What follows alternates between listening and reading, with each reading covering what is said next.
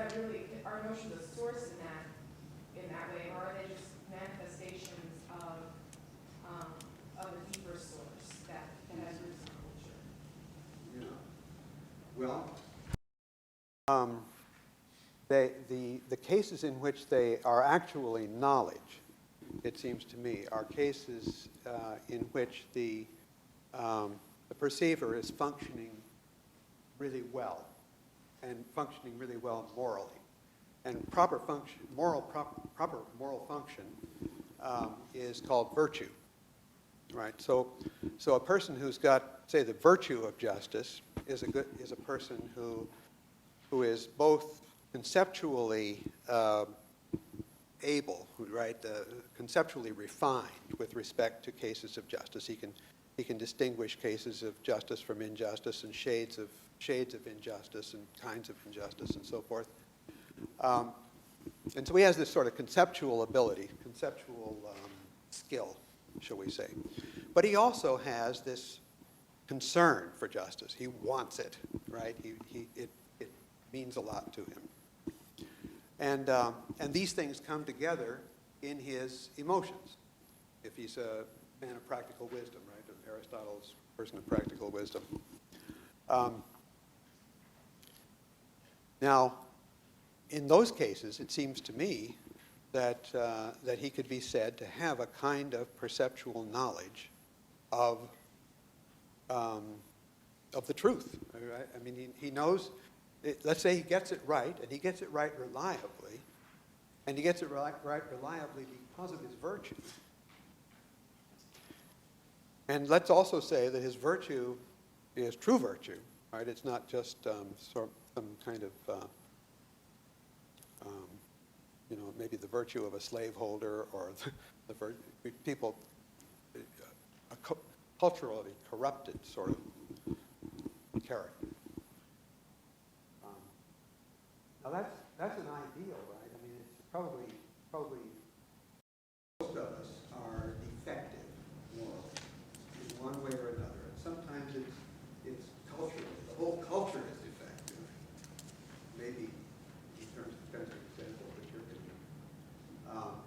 But I want to hold out the possibility that sometimes we're not defective. That some people are at least less defective than other people. Some cultures are less defective than others. And so there is the possibility of moral knowledge coming from emotions.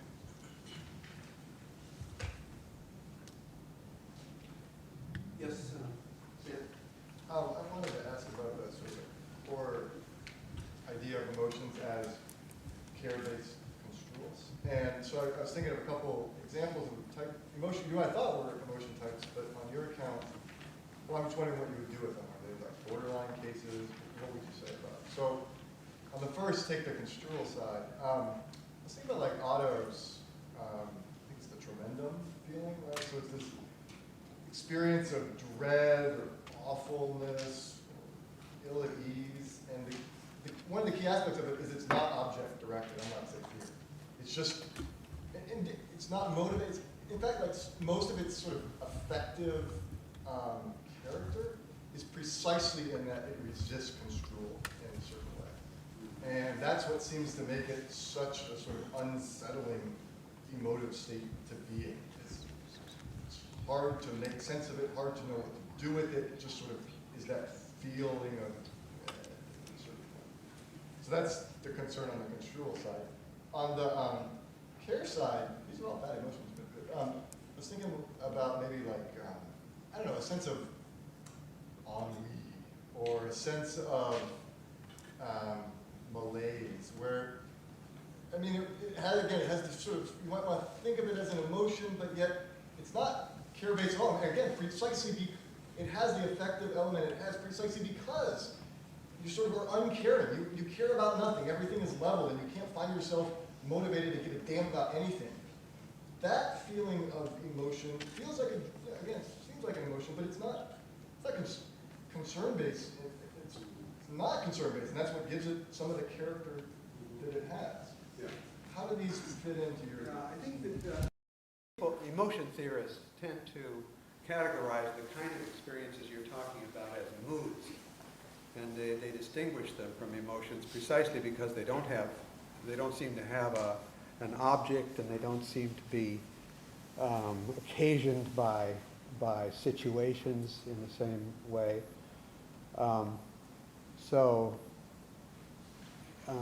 Depression, this sort of sense of foreboding or something that it might be a kind of religious experience, or just, you're just irritable. You just feel angry, you might say, but you're not angry at anybody. That's a kind of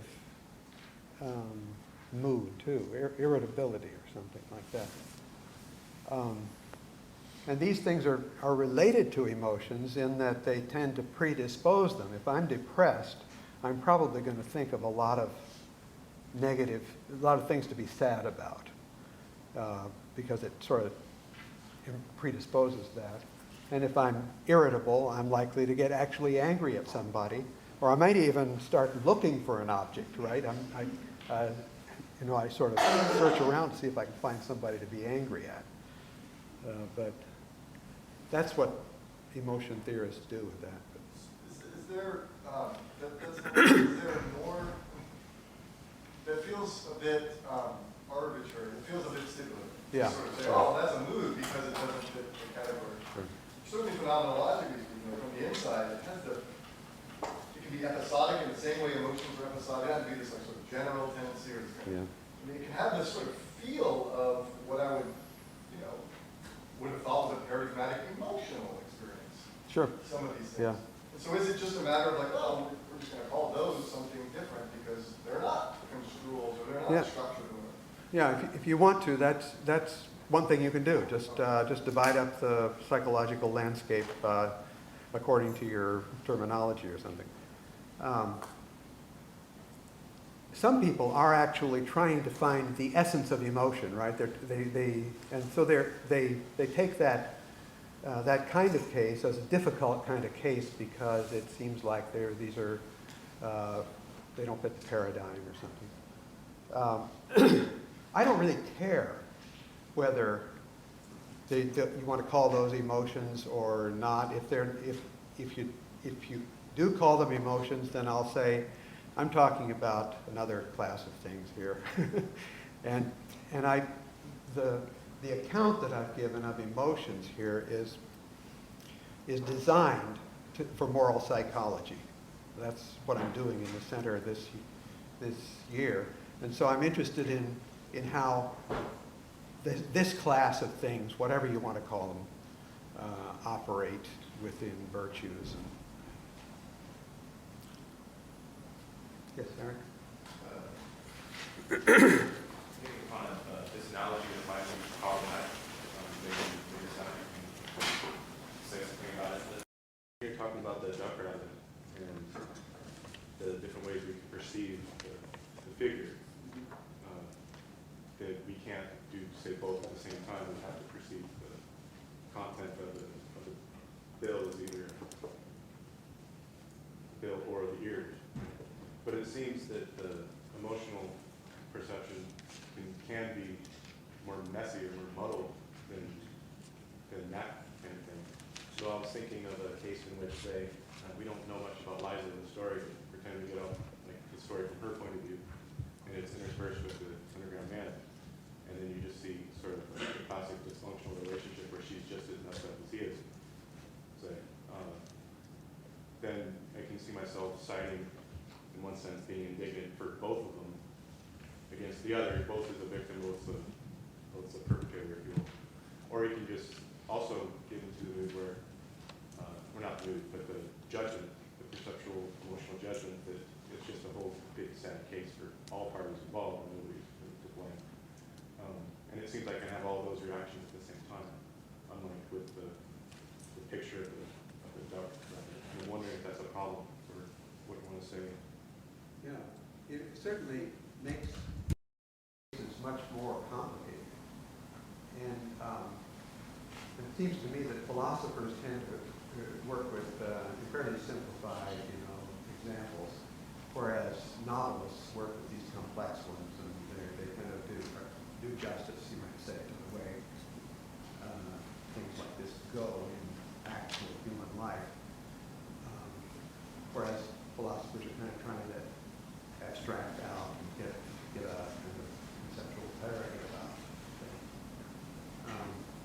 But I think that you have to admit that the world of the emotions out there is very messy, and we are often torn in various directions by our emotional indecisiveness. Sometimes that's exactly the way we should be, right? I mean, if the situation is ambiguous, then probably having mixed emotions is the right way to respond to it.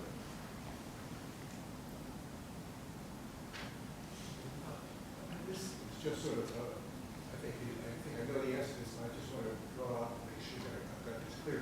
So, bad, very evil, their lives can be filled with emotions, and so far as those emotions don't challenge their bad way of life and their evil deeds, they're all kind of misperceptions of what they should be, what they should be feeling, what they should be seeing. So their lives are just filled with misperceptions. That's the emotional story they told. Yeah, I think so. They get angry at all the wrong people and on the wrong occasions, and too more angry than they should be, and they envy people and they hate people and all of these things. I Very, very intricate development of emotional life at all in the wrong direction. They take joy in the wrong things. Yeah. I'm sure.